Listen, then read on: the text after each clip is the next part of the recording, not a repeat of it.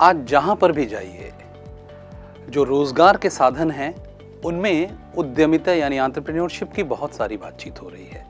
तो आप कहीं पर भी देखेंगे कि जहां पर भी आप बात कर रहे हैं, विमर्श इस डायरेक्शन में ज़रूर जाता है कि कैसे बिजनेसेस किए जा रहे हैं, कैसे हिंदुस्तान में यूनिकॉर्न्स बनते जा रहे हैं, कैसे एंटरप्रेन्योरशिप के लिए सबसे बड़ा समय है, सर्वश्रेष्ठ समय है।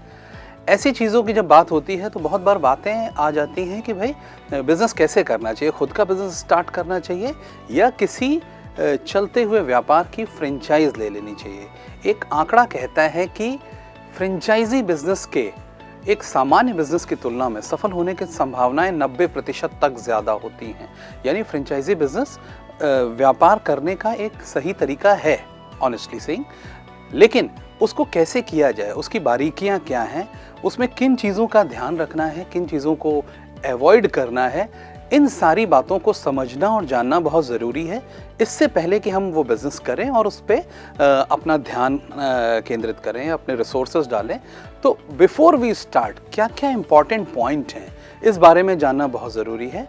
और आज इस सेशन में हम बात करेंगे कि बिज़नेस मॉडल्स जो फ्रेंचाइज खरीदने के लिए होते हैं वो क्या क्या हैं, उनमें किन किन चीज़ों का ध्यान दिया जाता है, और इस सारी चीज़ों के बारे में चलिए जानते हैं कि ये चीज़ें क्या हैं।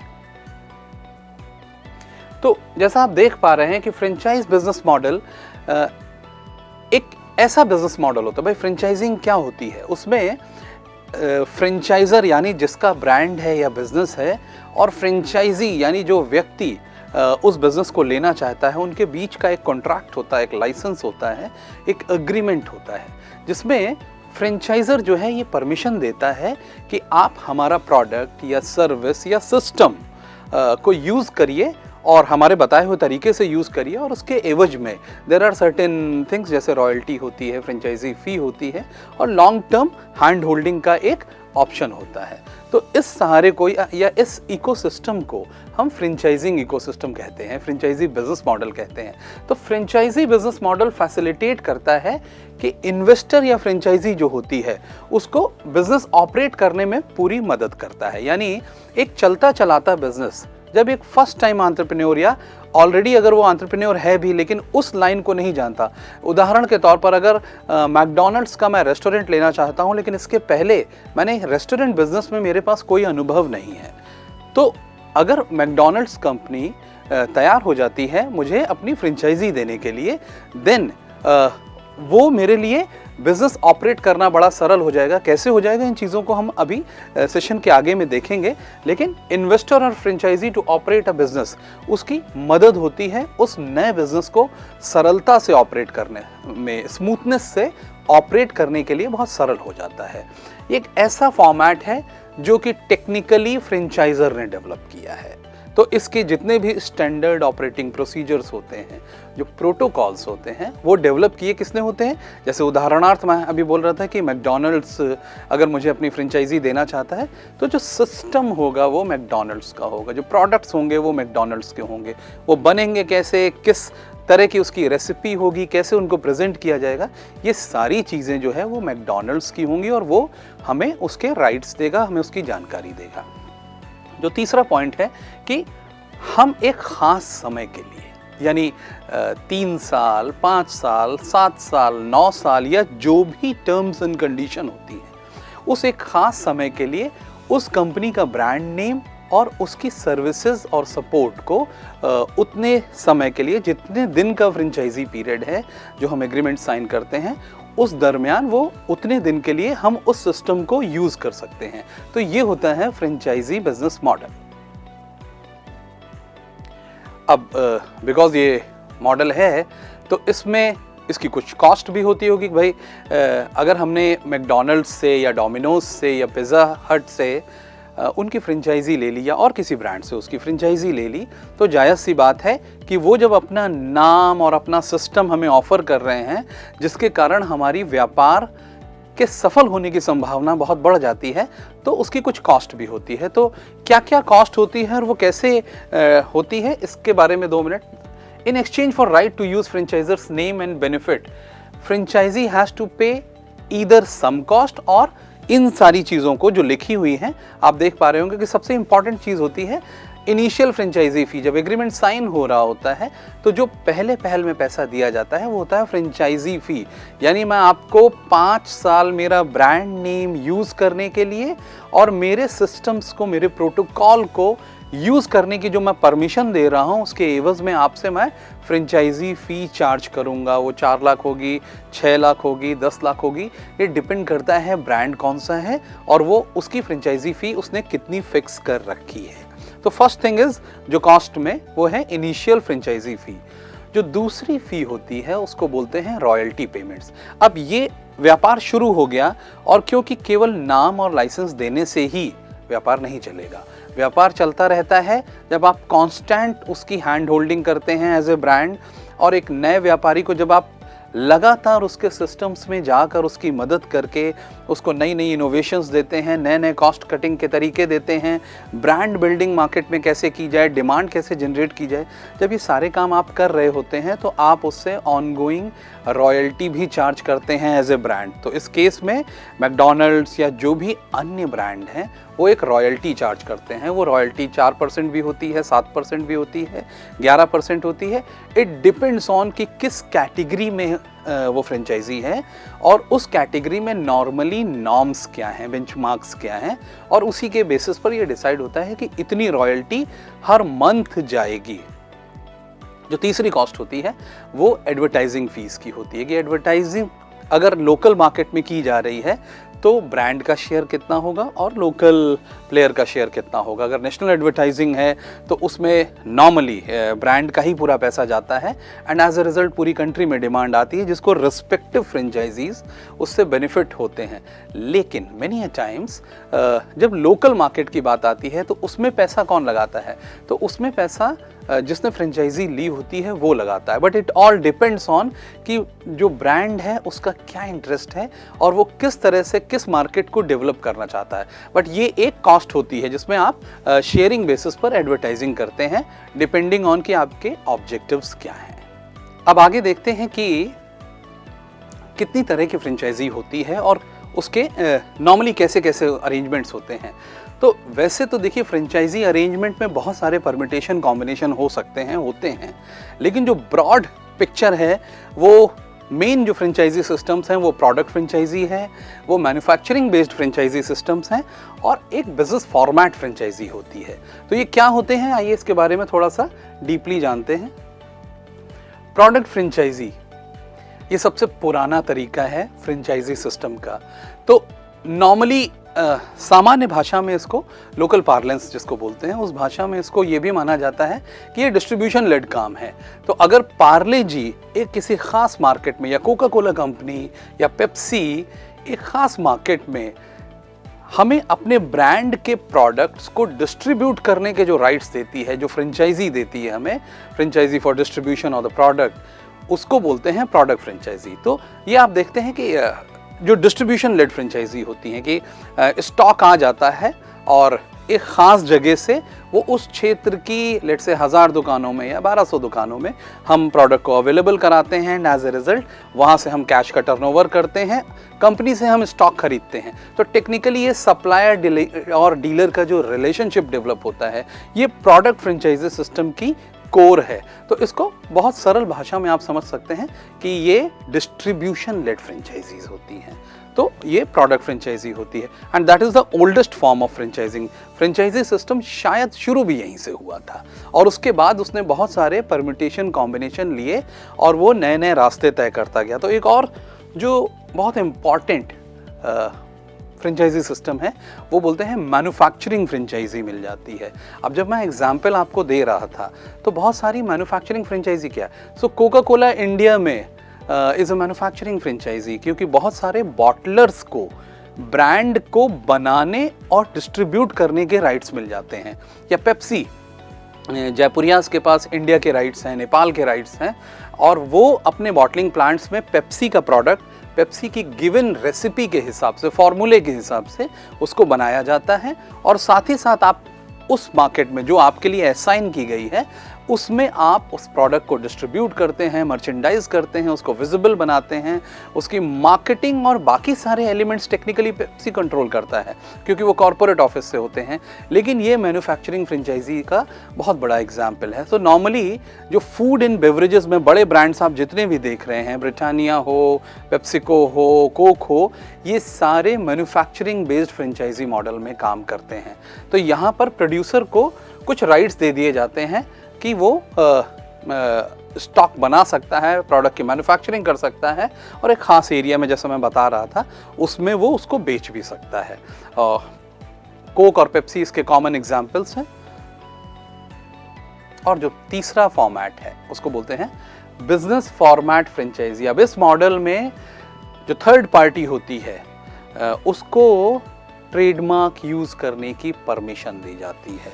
जो फ्रेंचाइजी होती है उसको ब्रांड या फ्रेंचाइजर अलाउ करता है कि आप मेरा ट्रेडमार्क यूज़ कर सकते हैं। अब ट्रेडमार्क क्या होता है? नॉर्मली एक बिजनेस लोगो होता है, एक साइन होता है जो ट्रस्ट होता है, जिसके ऊपर कंज्यूमर्स या कस्टमर्स को विश्वास होता है और उसके बेसिस पर वो प्रोडक्ट की डिमांड हर मार्केट में होती है या कुछ खास मार्केट में होती है। तो ये ट्रेडमार्क यूज़ करने की परमिशन इस फॉर्मेट में दी जाती है और इसके लिए कुछ फीस ली जाती है। जैसा मैं बता भी रहा था कि फ्रेंचाइजी फ़ी ली जाती है या रॉयल्टी ली जाती है। ये जितने भी बिजनेस फॉर्मेट फ्रेंचाइजी होती है, ये पेरेंट कंपनी की गाइडलाइंस और रूल्स से ही चल सकती है। तो उसमें जो पेरेंट कंपनी जो प्रोटोकॉल्स बताएगी कि कैसे काम होगा, कैसे लुक एंड फील होगा, हमारे अगर हम स्टोर खोल रहे हैं तो स्टोर का लुक एंड फील कैसे होगा, आउटलेट बनेगी कैसे, उसमें डिस्प्लेज कैसे होंगे, उसमें क्या क्या प्रोडक्ट मिलेंगे, जो प्रोडक्ट मिलेंगे वो किस तरह से तैयार होंगे, उनकी क्या स्पेशलिटी होगी, ये सारी चीज़ें कंट्रोल्ड बाय पेरेंट कंपनी होती है। और ये एक बहुत बहुत पॉपुलर फॉर्म ऑफ फ्रेंचाइजिंग है, बिजनेस फॉर्मेट फ्रेंचाइज। अब जब बात हो रही है कि फ्रेंचाइजिंग कैसे कैसे होते हैं, तो एक बार देख लेते हैं कि किस टाइप की फ्रेंचाइजी ओनरशिप होती है, यानी किस तरह से फ्रेंचाइजीज ओन करी जा सकती हैं। तो एक तो जो सबसे प्रिवेलेंट है वो है सिंगल यूनिट फ्रेंचाइजिंग। आप बहुत बार देखते होंगे कि किसी खास एरिया में किसी पिज़्ज़ा आउटलेट की एक फ्रेंचाइजी किसी के पास है, दूसरी किसी के पास है, या प्री स्कूल्स में किड्जी एक्स एरिया में उनके पास फ्रेंचाइजी है, वाई एरिया में किसी और के पास है, फिटनेस फ्रेंचाइजीज में हो या लैक्मे सैलॉन्स या गीतांजलि सैलॉन्स में हो। तो सिंगल यूनिट फ्रेंचाइजी मतलब एक single branch of business for one specified area की जो परमिशन मिलती है वो होती है single unit franchisee. While multi unit franchisee बोला जाता है कि आपको हम एक ख़ास एक बड़े जोग्राफिकल एरिया में या डिस्कनेक्टेड पीसेस में भी, मान लीजिए मैंने एक फ्रेंचाइजी किसी कंपनी के ली और वो मेरी बहुत अच्छी चल गई और हमें उस बिज़नेस मॉडल पर और उस कंपनी के साथ काम करने में फ़ायदा मुनाफा सब दिखता है और हम चाहेंगे कि वो हमें अपनी और फ्रेंचाइजीज़ दें। तो अगर हम लखनऊ में कर रहे हैं तो वो हमें साथ में कानपुर की भी फ्रेंचाइजी दे दें, वो हमें बनारस की दे दें, गोरखपुर की दे दें, इलाहाबाद की दे दें। तो इस तरह के अरेंजमेंट के लिए हम उनसे मल्टी यूनिट फ्रेंचाइजिंग की बात करते हैं। तो ये भी ऑप्शन रहता है ओनरशिप में कि we can have multi unit franchisees. और एक होती है मार्केट फ्रेंचाइजी या मास्टर फ्रेंचाइजी भी बोलते हैं।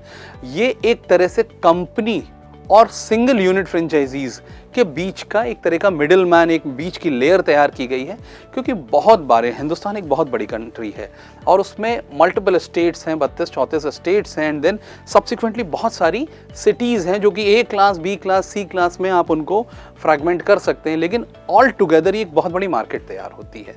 तो कोई भी ब्रांड पूरी तरह से खुद जाने की जगह वो बीच में मास्टर फ्रेंचाइजीज अलॉट कर देता है कि भाई आप उत्तर प्रदेश में जितनी भी फ्रेंचाइजी सेल्स होगी आप मेरे बिहाफ पर मेहनत करेंगे, सिस्टम्स, प्रोटोकॉल, ट्रेडमार्क सब मैं अवेलेबल कराऊंगा, लेकिन जो मार्केट की रीच है और जो प्रॉस्पेक्टिव जो फ्रेंचाइजीज होंगी जो आगे आएंगी, जो सिंगल यूनिट फ्रेंचाइजी होंगी या मल्टी यूनिट फ्रेंचाइजी होंगी, उनसे बातचीत, उनकी देखरेख, उनसे रॉयल्टी कलेक्शन, इस तरह के रोल्स आप हैंडल करेंगे। तो ये मार्केट बेस्ड फ्रेंचाइजीज होती हैं। अब ये प्रोसेस है क्या? कि फ्रेंचाइजी जो बिज़नेस मॉडल है उसमें हम किन किन प्रोसेस के थ्रू इसको कर सकते हैं या अचीव करते हैं। तो ये डिपेंड करता है और डिफ़र करता है, जैसे इसमें बताया भी गया है कि हमारा एग्रीमेंट कैसा है, दूसरा हम किस स्टेट में हैं, उस स्टेट की क्या कंप्लायंसेस हैं, किस तरह की फ्रेंचाइजी किस कैटेगरी में हम बात कर रहे हैं, और जो तीसरी चीज़ होती है वो है कि फ्रेंचाइज़र की पॉलिसीज़ क्या है, यानी जिस ब्रांड का हम फ्रेंचाइजी लेना चाह रहे हैं उसकी अपनी पॉलिसीज़ क्या हैं, वो क्या रोल हमें देगा, क्या रोल सख्ती से हमें मना कर देगा कि ये आपके काम नहीं है। तो all the dos and don'ts के बारे में इसमें बात होती है। तो ये डिफ़र करता है इन 3 पॉइंटर्स के कारण।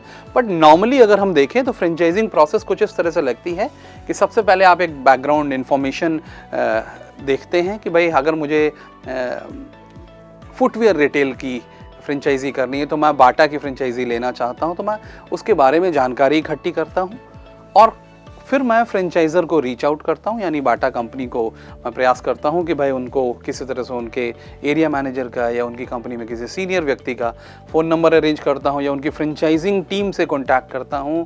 उसके बाद जब मेरी उनसे बातचीत शुरू हो जाती है तो फिर मैं उनसे नेगोशिएट करता हूं कि भाई मैं ये एरिया लेना चाह रहा हूँ, थोड़ा और बड़ा एरिया दे दीजिए, इतने साल के लिए होगा, मेरा इतना स्टॉक लगेगा, इतना नहीं लगेगा, सारी नेगोशिएशंस होती हैं और final process is agreement signing, कि मैं एग्रीमेंट को साइन कर लेता हूं। आइए देखते हैं कि स्टेप 1 को और थोड़ा सा लेट्स चेक इट डीपली कि क्या क्या है। तो पहला स्टेप जैसी बात हो भी रही थी कि बैकग्राउंड इंफॉर्मेशन सबसे पहले हम लोग चेक करते हैं। तो ये देखते हैं कि भाई किस तरह की फ्रेंचाइजी हम शुरू करना चाहते हैं। सबसे पहले we need to be clean in our mind कि हमारी कौन सी फ्रेंचाइजी हम लेना चाहते हैं और उस फ्रेंचाइजी को लेने से हम क्या क्या फ़ायदा देख रहे हैं, कि उसकी डिमांड अच्छी है, अगर ये फ्रेंचाइजी यहाँ पर आती है तो चलेगी, इसके प्राइस पॉइंट ठीक हैं, इसके मॉडल्स ठीक हैं। और उसके बाद जब हम वो एक तरह से ये एक कैटेगरी फिक्सेशन होता है कि हम फूड एंड बेवरेजेस की या कोई रेस्टोरेंट खोलेंगे या कोई छोटी शॉप की QSR खोल लेंगे, या हम रिटेल फुटवेयर की जैसे मैं बोल रहा था, या नहीं हम गारमेंट रिटेल करेंगे यानी कलर प्लस की फ्रेंचाइजी लेंगे या एरो की लेंगे या अरविंद मिल्स की लेंगे, इस पर डिपेंड करता है। तो हमको वी हैव टू लिस्ट कि भाई हम किस कैटेगरी में करना चाह रहे हैं और जिस कैटेगरी में हम करना चाह रहे हैं उसमें कौन कौन से ब्रांड जो हैं वो हमें इंटरेस्टिंग लग रहे हैं, यानी हमारे मतलब के हमें दिख रहे हैं। नाउ उनके बेसिस पे भी टेक्निकली आपको एक लिस्ट बनानी चाहिए कि मेरी टॉप प्रायोरिटी ब्रांड, अगर मेरे को ये मिल जाए तो मज़ा आ जाए। ये नहीं मिला, मान लीजिए उसका ऑलरेडी एक फ्रेंचाइजी उस एरिया में होगा और वो नहीं दे सकता होगा, या फॉर सम रीज़न अगर वो नहीं होता है तो दूसरी प्रायोरिटी मेरी ये है, तीसरी मेरी ये है। इस तरह से आप कैटेगरी में 3-4 पोटेंशियल ऑप्शंस से बातचीत करना शुरू करते हैं, उसको प्रायोरिटाइज करते हैं। और एक जो इम्पॉर्टेंट पॉइंट है कि आप एक जिस भी फ्रेंचाइजी बिजनेस को शुरू करने जा रहे हैं उसका लीगैलिटी क्या क्या है, उसके लीगल इश्यूज क्या क्या होते हैं उस तरह के फ्रेंचाइजी रन करने में, उस बारे में भी थोड़ी जानकारी ले लेते हैं, सो दैट आप बहुत मतलब ब्लैंक ना हो, क्योंकि every business comes with some kind of compliances. आपसे कुछ अपेक्षा की जाती है कि आप ये सारे नियमों का पालन करेंगे, तो वो नियम क्या होते हैं, वो लीगल चीज़ें क्या होती हैं, वो आपको आपकी जानकारी में होनी चाहिए। Now the second step is कि हम अब क्योंकि हमने बैकग्राउंड का रिसर्च कर लिया है तो अब हम फ्रेंचाइज़र को रीच आउट करते हैं, यानी ब्रांड या जो मेन बिजनेस है उसको हम उसके पास तक पहुंचते हैं, उसको कांटेक्ट करते हैं, उसके जो रिप्रेजेंटेटिव्स होते हैं उनसे मीटिंग सीक करते हैं, अपॉइंटमेंट लेते हैं, या वो अगर हमारे शहर में हैं तो उनसे एक तरह से शेड्यूल करते हैं कि आप और हमारी मुलाकात कैसे हो सकती है, हम आपकी फ्रेंचाइजी के बारे में जानना चाह रहे हैं। और जब फेस टू फेस मीटिंग होती है तब हमारे पास बहुत सारे प्रश्न होते हैं कि भाई हम ये बिज़नेस यहाँ करना चाह रहे हैं, इसमें कितना पैसा लगेगा, इसमें अगर इतना पैसा लगेगा तो हमें कैसे रिटर्न्स आएंगे, आसपास हमारे ही जैसे जो एरियाज़ हैं वहाँ पर किस तरह के रिटर्न्स आ रहे हैं, कुछ डेटा पॉइंट्स पे बात हो जाती है, कंपनी की हमसे क्या एक्सपेक्टेशंस होंगी, हमारी इन्वेस्टमेंट कितनी जाएगी। तो ये सारी चीज़ें जो बारीक चीज़ें होती हैं, जो माइक्रो एलिमेंट्स होते हैं, उनको हम फेस टू फेस मीटिंग में हम उनसे बात कर लेते हैं। नॉर्मली ये होता है कि भाई कंपनी कितने साल से काम कर रही है, कंपनी की अपनी ग्रोथ प्लान्स क्या हैं, किस तरह की स्ट्रैटेजी वो अपने दिमाग में लेके चल रही है, और उसके रिस्क एलिमेंट्स क्या क्या हैं, क्या क्या चीज़ें ऐसी हैं जो उसको थोड़ा रिस्की दिखती हैं। तो वी नीड टू अंडरस्टैंड कि कंपनी जिसको रिस्क मान रही, हमारे लिए भी तो वही रिस्क हो जाता है। नाउ और भी चीज़ें ये हैं कि भाई हमको फ्रेंचाइज़र से जब हम उससे फेस टू फेस मीटिंग करते हैं तो हमको फ्रेंचाइजिंग के उनके मैनुअल्स क्या होंगे, क्या ब्लू बुक देंगे, क्या गो टू मार्केट स्ट्रैटेजी होगी, क्या नॉर्म्स होंगे, क्या पॉलिसीज़ हैं कंपनी की, और भी अन्य चीज़ें जो कंपनी के एग्जीक्यूटिव्स या रिप्रेजेंटेटिव्स आपको बताना चाहते हैं, उस बारे में उस मीटिंग में चर्चा हो जाती है। हम लोग तीसरे स्टेप पर आ गए हैं जो कि है नेगोशिएशन का। और अब बिकॉज आपकी जानकारी एक काफ़ी अच्छे लेवल पर पहुंच गई है, आप कंपनी से भी मिल लिए हैं या उसके रिप्रेजेंटेटिव से मिल लिए हैं, तो अब आप मेंटली थोड़ा क्लियर हो चुके होते हैं और आपको कॉस्ट का जो पोटेंशियल कॉस्ट है ऑफ स्टार्टिंग दिस बिजनेस, तो जो इनिशियल कॉस्ट है और जो सम टोटल प्रोजेक्ट कॉस्ट बोलते हैं इसको, वो कितनी है, जब उसका आइडिया लग जाता है, अब आप पार्टनरशिप की जो कंडीशंस हैं उन पर नेगोशिएशन शुरू करते हैं कि नॉर्मली भाई हमको आप 5 साल की जगह 6 साल का लाइसेंस दीजिए या एग्रीमेंट दे दीजिए। ये नेगोशिएशन के पोटेंशियल पॉइंट होते हैं। बहुत बार जो बहुत बड़े फ्रेंचाइजी कंपनीज होती हैं वो इस पर एग्री नहीं करती, उनके बहुत सेट स्टैंडर्ड प्रोटोकॉल होते हैं जो पैन इंडिया एक से होते हैं, तो आपके लिए वो अपनी पॉलिसी नहीं बदलेंगे। लेकिन वहीं कुछ स्मॉल फ्रेंचाइजीज बहुत फ्लेक्सिबल होती हैं, फ्लेक्सिबल आपके हित से भी होती हैं और वो अपने हित से भी होती हैं। तो मैनी ए टाइम्स ब्रांड का साइज क्या है उसके बेसिस पर गवर्न होता है कि हमारे नेगोशिएशन की क्या क्या पॉइंटर्स पे कौन एग्री करेगा। फ्रेंचाइजी फ़ी पे नेगोशिएशंस होते हैं कि नहीं आपको हम 10 लाख की जगह हम 8 लाख देंगे, हमारा टाउन छोटा है और आप बड़े टाउन से भी 10 लाख ले रहे हैं। डिपेंड्स ऑन कि हमारे नेगोशिएशन के लॉजिक्स क्या हैं। लेकिन then there is a third stage called negotiation, और ये सारी स्टेजेस का जो कल्मिनेशन है, जो कंक्लूजन पॉइंट है, उसको हम एग्रीमेंट साइनिंग की स्टेज बोलते हैं।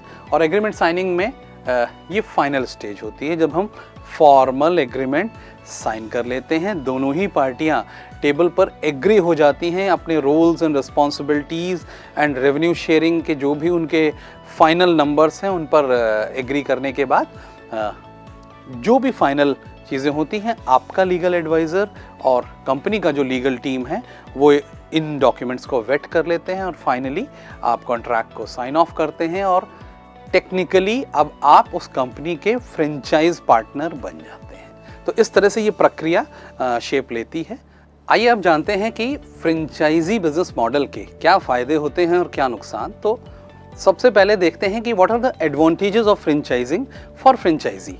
तो हमारे हिसाब से as a franchisee consultant, as a franchisee expert, जो सबसे बड़ा फ़ायदा होता है वो है हमको व्यापार करने के लिए एक बहुत प्रूवन और सक्सेसफुल मॉडल मिल जाता है। एक ऐसा बिजनेस मॉडल जिसने डिफरेंट सिटीज़ में, डिफरेंट कंटेक्स्ट में, सर्कमस्टांसेस में व्यापार जिसका हुआ है और जिसमें पैसा बना है। जो एंटरप्रेन्योर्स हैं उन्होंने इससे पैसा अर्न किया हुआ है, अच्छी ROIs आई हैं, तो एक प्रूवन बिजनेस मॉडल होता है। अदरवाइज़ आप एक फर्स्ट टाइम एंटरप्रेन्योर हैं तो आप जाते हैं और जब अपनी चीज़ तैयार करते हैं तो कमियां करेक्ट करते करते करते करते आपके 8-10 महीने 12 महीने निकल जाते हैं और इन बिटवीन जो टाइम वेस्ट होता है, जो लॉसेस होते हैं, जो लैक ऑफ इनिशियल डिमांड होती है, वो एक तरह से बहुत बार गाड़ी को पटरी से उतार देती है, एंटरप्रेन्योर को फेल्ड एंटरप्रेन्योर में कन्वर्ट कर देती है।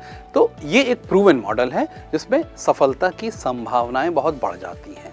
तो रिस्क कम होता है, प्रूवन मॉडल है, हमको एक बना बनाया ब्रांड मिलता है जिसकी पहले दिन से मार्केट में डिमांड होती है या जिसके ऊपर ट्रस्ट होता है कि भाई मैं एक्स नाम का रेस्टोरेंट खोल रहा हूँ, बारबेक्यू कंपनी खोल रहा हूँ या बारबेक्यू नेशन खोल रहा हूँ, तो इनके जैसे 50 आउटलेट्स चलते हैं, या नज़ीर्स खोल रहा हूँ या करीम्स खोल रहा हूँ, तो जो एक सेट ऑफ ऑडियंस है, जो कंज्यूमर है, उसको मालूम है कि किस तरह की आउटलेट होगी, कैसा खाना मिलने वाला है, किस तरह की उसकी एक्सपेक्टेशन, ऑलरेडी एक डिमांड सेट हो जाती है। तो ये एक इम्पॉर्टेंट पॉइंट होता है।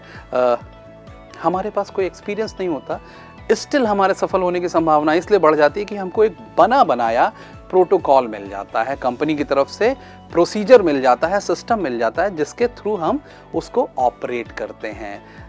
बहुत फ्रेंचाइजी बिजनेसेस पर बैंक से या फंडिंग एजेंसीज से लोन लेना भी काफ़ी सरल होता है as compare to a new business, और ब्रांड से ट्रेनिंग और सपोर्ट की बहुत सारी संभावनाएं मिलती हैं। तो ये हैं advantages of franchising for franchise.